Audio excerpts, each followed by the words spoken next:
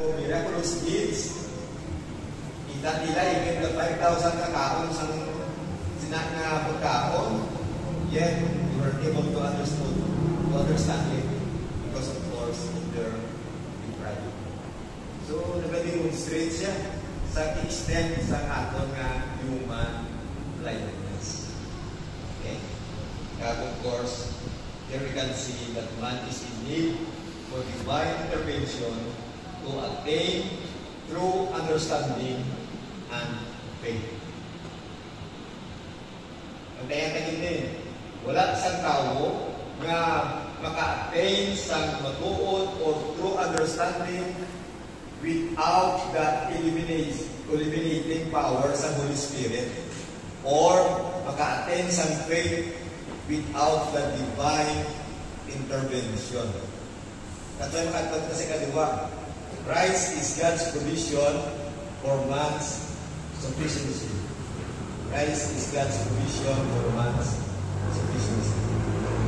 Then, here comes Jesus. Sabi niya, I am the bread of life.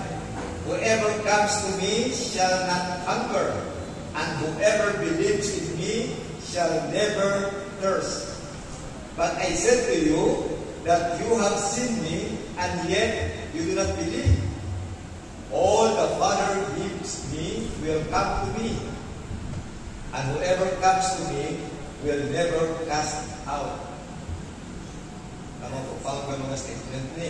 For I have come down from heaven not to do my own will, but the will of Him who sent me. And this is the will of Him who sent me, that I should lose nothing of all that He has given me, but raise it up on the last day. For this is the will of my Father, that everyone who looks on the Son and believes in Him should have eternal life, and I will raise him up on the last day. Although ang manna in the wilderness, nag-serve sa as foreshadowing, no? Nag-foreshadow sa kay Jesus. And here comes now Jesus who said, I am the living bread. Ako ang nagtuon ng tinapay coming from heaven, which bring life to the world. It means to say, compared to the manna in the wilderness, as in ang manna in the wilderness, as in inferior saya, kumpara sa kay Jesus, ang ipadalagin sa amay, which is above all other means of sustenance, ang iyaya nga pagka-bread or pagka-living bread. Which it emphasizes sa iya nga unique na rule in providing spiritual nourishment sa mga katauhan. Si Jesus, ina-identify niya iyang magalingon as the ultimate source of spiritual sustenance, nourishment, and life. Kung natutuman niyo ang story sa Exodus about the manna, may mga limited na time ng manna na makaahon mo siya. Of course, it's temporal. But here comes the Lord who is the ultimate source of spiritual sustenance. Of course, nag-foreshadow ang manna of the coming through eternal living manna which will nourish His people, will sustain spiritually, and give life, which is of course in the person of Jesus. So, ang pagsiling ni Jesus, I am the bread of life. As in, initial nag-remind sa ato, nag-aambal sa ato, sa fulfillment, sa provision sa Ginoo. Makita mong story, no? May mga connection, isa lang na mga pag-istorya sa mana, nag-aambal sa about sa bread, no?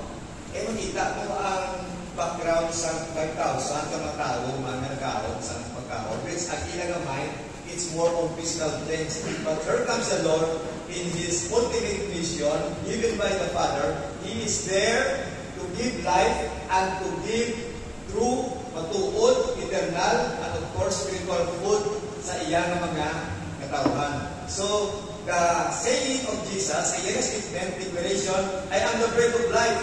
it is the fulfillment of God's provision sa mga tauhan.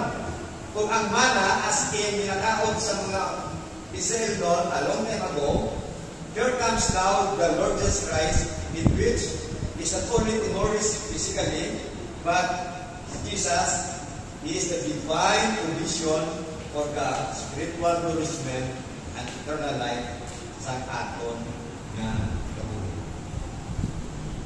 Of course, He is the fulfillment sa hinahambal sa Old Testament. Another thing ang makita natin nga kamatuoran, as He said, I am the bread of life. It means He is the source of eternal life. He serves as the superior source of food compared to the manna. Ang manna, temporal, ang iya nga sustaining nga power o sustaining nga sustenance. No? Pero there comes the manna in the person of Jesus nga hindi lang siya sila nga temporal. Jesus, the bread of life, offers spiritual nourishment that leads to eternal life. Of course, Jesus is the essential food for our spiritual growth and of course for our sustenance. As the bread, ay nakaon ka, nag-provide sa essential nourishment sa day-to-day kapag kabuhi in physical. Jesus as the bread of life, as in nag-provide siya, as in nag-feed siya sa aton spiritually, through faith. Ginag-grow kita in near to the Father, giving us strength and sustaining kita spiritually and gives us vitality. No? Of course, that is in connection sa ating relationship sa kay Jesus. So Christ is the living bread that God provides, in which as in complete, perfect, eternal, true, and of course, the only one that can give true satisfaction sa kabuhi natin nga mga tulo. Sa verse 37, God 39, gusto ko lang isa yung emphasize. All that the Father gives me will come to me. And this is the will of Him who sent me, that I should lose nothing of all that He has given me. Yun ang kinanaton nga that the giving of the Father sa kay Jesus as in kaguna compared to faith to Christ. Ang po siningon, nga anak ko, katalay Kristo, bago in the first place, the Father as in endorse na yataan, in eternity past, ang atong nga kabuhi to His Son, Jesus. Hindi magawag ka ng tubo kita. Ang pagtubo, ito resulta na siya sa atong nga, of course, election. The question is, here we are today, because in eternity past, what a comfort, the God of the universe, who is eternal, kitang mga finite, we can stand in awe, hindi ka man matuwa, hindi nagigihan, hindi sa comprehend, that we are now here, because in the first place, rakit ko sa mind sa kamay, nalimutan kita, ang atong mga ngalan sa anak, in which, amuin na ang rason sa subong ayon ka, and we have this faith, because in the first place, we were already being endorsed or given by God the Father to His Son. And here comes the wonderful thing again, and it will never be lost. I should lose nothing of all that He has given me. Wow!